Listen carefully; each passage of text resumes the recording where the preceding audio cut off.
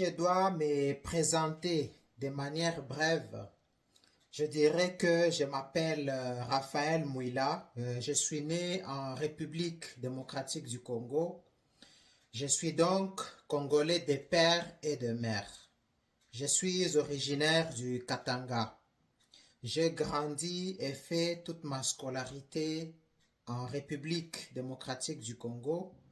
Je suis gradué en philosophie et bachelier en théologie. Je suis un indigné, que dis-je, un révolté par rapport à tout ce qui se passe en République démocratique du Congo. Voilà de manière brève ce que je peux dire sur qui suis-je.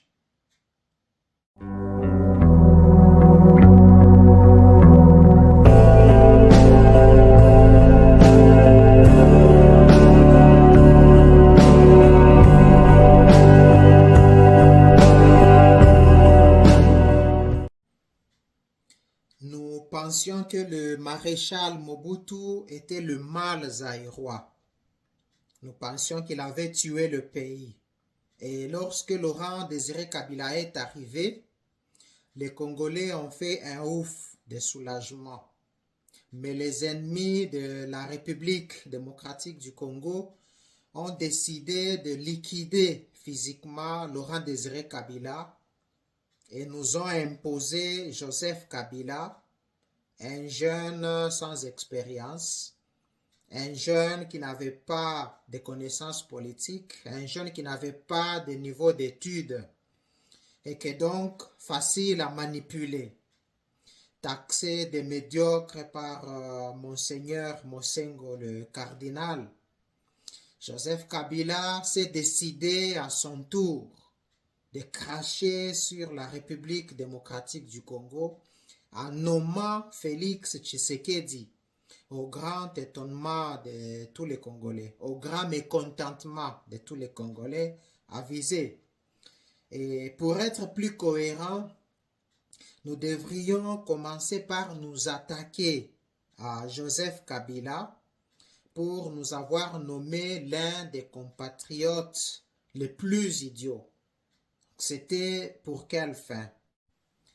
Toutefois, je suis très critique vis-à-vis de Fachi parce qu'il est sans honneur. Il est égoïste, puisque malgré qu'il a été nommé, Fachi pouvait dire non à Kabila. Il allait dire, eh bien, messieurs, sur mon honneur et au nom de Dieu, de nos ancêtres, je me sens gêné d'accepter une telle offre. Donc je me sens gêné d'accepter un pouvoir mal acquis. Et pour l'honneur du grand pays, de ce grand pays, la République démocratique du Congo, Fachi devait demander, supplier à Joseph Kabila de redonner le pouvoir au vainqueur, Martin Fayulu. Voilà. Bref, je suis très critique vis-à-vis de Fachi parce qu'il n'a aucun sens de l'honneur.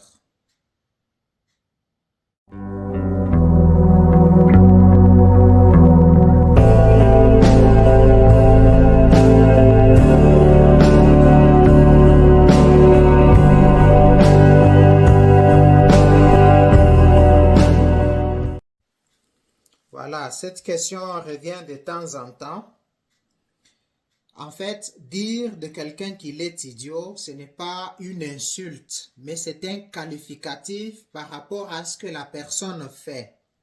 Si vous lisez dans votre dictionnaire, vous trouverez que le terme idiot signifie entre autres quelqu'un qui est peu intelligent, quelqu'un qui est dénué de bon sens, quelqu'un qui a une compréhension difficile.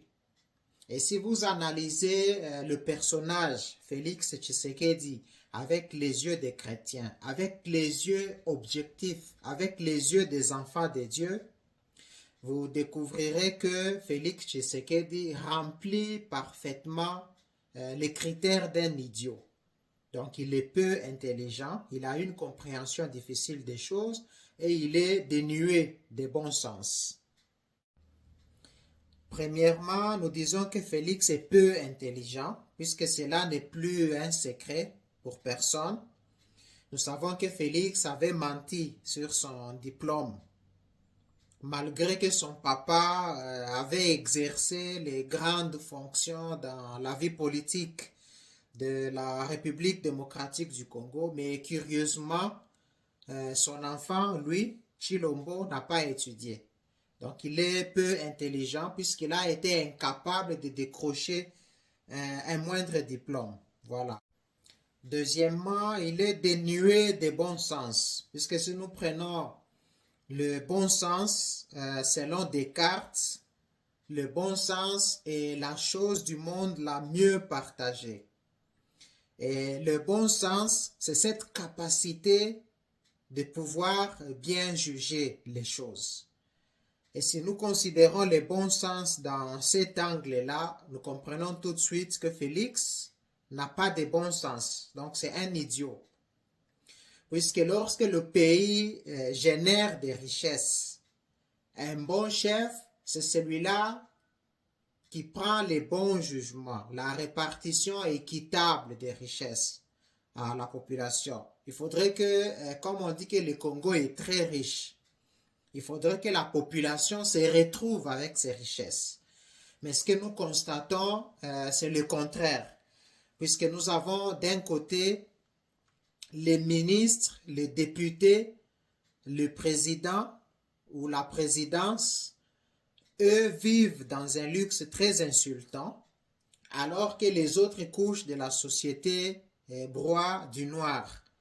Donc si vous voyez les députés, d'abord ce sont des députés qui se sont votés avec des machines, mais ce sont des députés qui ont un salaire qui varie entre 21 000 dollars à 33 000 dollars. Alors que les soldats, nous les voyons aller en guerre, transportés par des Wewa. Et vous comprenez tout de suite qu'il n'y a pas de mauvaises troupes, il n'y a que de mauvais chefs. C'est-à-dire que le chef manque le bon sens et que donc c'est un idiot. Et troisièmement, nous constatons que Félix a une compréhension difficile des choses. Il ne comprend rien aux enjeux du pays, puisque le budget national est utilisé pour le fonctionnement seulement des institutions. Et nous voyons comment se comportent les soldats. Nous avons vu des images vraiment très tristes où les soldats étaient en train de fouetter une jeune fille. Donc la justice n'existe pas puisque le président lui-même le reconnaît. Il dit souvent que la justice est malade et inexistante. Et nous avons vu aussi des images du policier qui était en train de pisser en public dans un bar. Donc vous comprenez tout de suite que le président a une compréhension difficile puisqu'il est incapable de recadrer ses troupes. Il est incapable de comprendre que le pays va mal. Il est incapable de comprendre et d'interpréter tout ce qui se passe dans son pays. Puisque certains disent que le président est bon. Comment peut-on expliquer que quelqu'un soit bon et qu'il ne soit pas au courant de tous les désordres, de toutes les bêtises qui se passent dans son pays? Donc, bref, nous disons que le président Félix est un idiot, puisqu'il est peu intelligent, il a menti sur son diplôme, et il est dénué de bon sens, nous l'avons démontré, puisque le bon sens voudrait que les choses se passent dans les normes, que tout le monde soit payé un peu, qu'il n'y ait pas de gens qui vivent dans un luxe insultant et que les autres puissent croupir dans la misère la plus totale. Et que donc nous comprenons aussi qu'il a une compréhension difficile puisqu'il est incapable d'interpréter tout ce qui se passe dans son pays pour y apporter des solutions.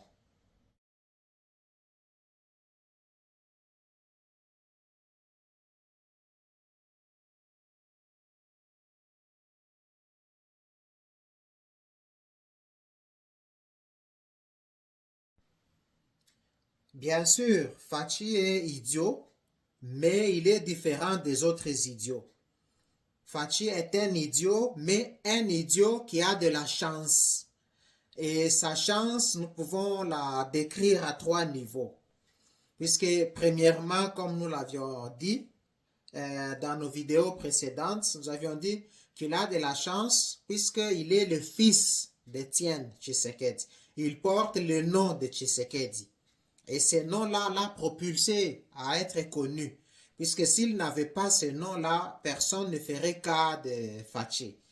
Donc c'est quelqu'un qui n'avait pas de maison, il vivait à Bruxelles en train de tourner dans des bars, dans des boîtes de nuit et en train de faire des ordres. Il n'avait pas de boulot, lui-même l'a dit, il vivait avec le salaire de sa femme.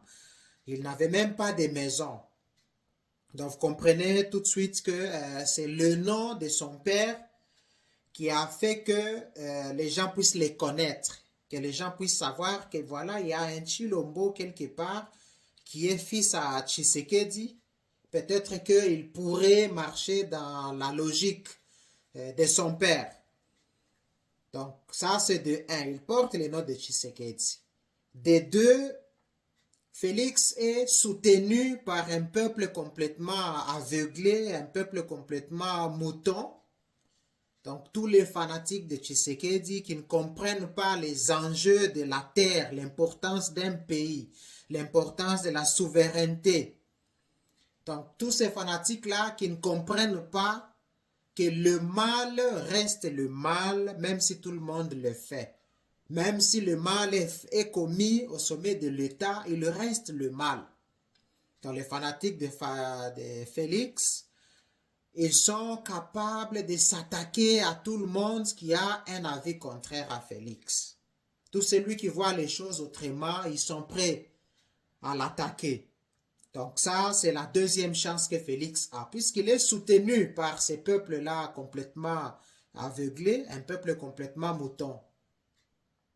Et des trois, Félix a la chance, puisqu'il est le président des Congolais. Comprenez bien, les Congolais, c'est ces peuples-là passifs. Ce peuple qui est incapable de lever les petits doigts pour dénoncer le mal qui se passe dans son pays. Donc c'est ce peuple-là, un peuple chameau, qui accepte tout ce qu'on lui met sur son dos. Félix peut vous voler les rames, vous ne dites rien, vous êtes calme. Félix peut inviter Kagame, les criminels, celui qui a décimé nos populations. Félix peut l'inviter à Kinshasa et il est applaudi, Yonani Oboya Kagame. Félix a fait le mal, mais les Congolais le regardent, ils ne font rien. Donc Félix, il peut vous voler, comme je l'ai dit, il peut vous voler le rame, vous ne dites rien. Félix peut faire n'importe quoi. Il a fait le braquage électoral. Et les Congolais n'ont rien dit. Et c'est la raison pour laquelle Félix continue. Il y a eu le carnage à la prison de Makala. Félix ne dit rien. Il n'a même pas prononcé un seul petit mot de consolation aux familles des victimes. Il n'a rien dit, puisque pour lui, vous êtes un peuple amorphe, vous êtes un peuple passif, vous ne pouvez pas revendiquer, vous ne pouvez pas vous révolter. Et il continue dans cette logique-là. Donc c'est un idiot, mais il a la chance. Il porte le nom de Tshisekedi, il est soutenu par un peuple complètement mouton, tribaliste et aveuglé, ensorcelé même. Et il est aussi à la tête des Congolais. Tout ce que Félix fait, les Congolais ne disent rien. Félix a invité les M23 à Kinshasa et les a logés pendant des mois et des mois. 14 mois, plus ou moins, si on peut s'en souvenir. Les Congolais n'ont rien dit. Félix invite les armées étrangères, la SADC, les soldats de l'EAC, les troupes ougandaises ou burundaises, kenyanes. Toutes ces armées sont dans notre pays. Les Congolais ne disent rien. Ils sont là, ils se taisent. Félix peut vous mentir. Les gens disent non, ce sont les promesses. Non, non, ce sont les mensonges. Il le fait sciemment. Il a promis aux gens là-bas, je vais vous construire l'université. Il ne l'a pas fait. Bientôt là-bas, vous aurez l'électricité. Il ne l'a pas fait. Donc il ment comme il respire. Mais les Congolais sont là. Puisque là, c'est le mal au sommet de l'État. Aucun sens de l'honneur au sommet de l'État. Mais les Congolais tolèrent, ils ne disent rien, ils sont calmes. Ils sont là, bouche bée. Donc ça, c'est la chance que Félix a.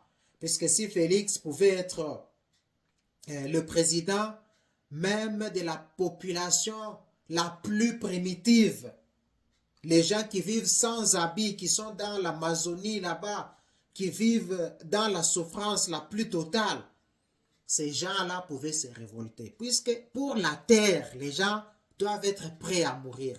Les gens peuvent être prêts à donner leur vie au nom de la terre.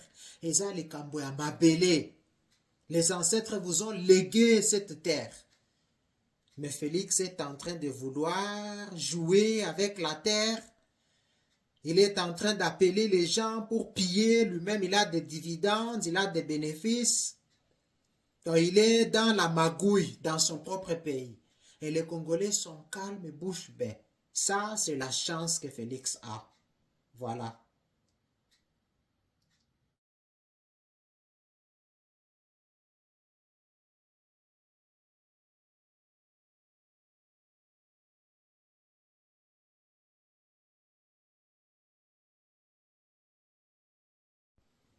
Si je pourrais donner un conseil à Fachi, je lui demanderais de se ressaisir, puisqu'il n'est jamais tard pour mieux faire les choses.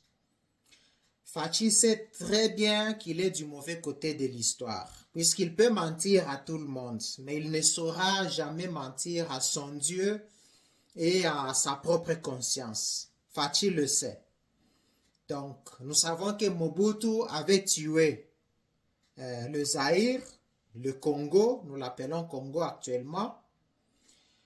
Joseph Kabila est venu l'enterrer. Il a enterré le pays.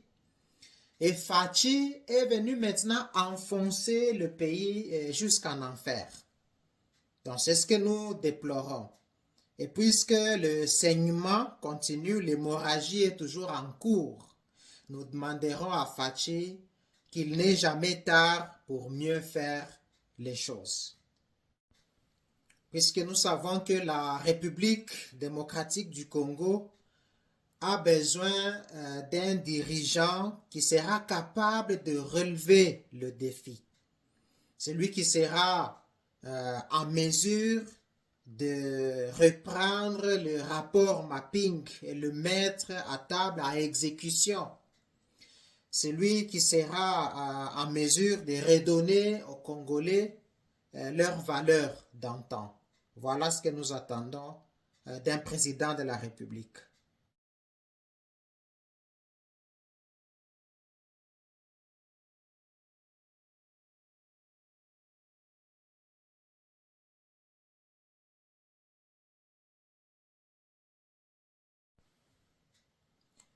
Mon dernier mot, je dirais que c'est une alerte. Donc, face à l'hypocrisie des Congolais, je dirais que les Congolais doivent faire très attention, puisque tous les Congolais, ils savent que Félix est un usurpateur. Tout le monde le sait. Les Congolais savent que Félix avait été nommé, il n'avait pas gagné les premières élections de 2018. Et les Congolais savent aussi que Félix a fait le braquage électoral. Mais les Congolais continuent à travailler avec Félix. Il y a les ministres, il y a les députés, tous ceux qui sont autour de Félix.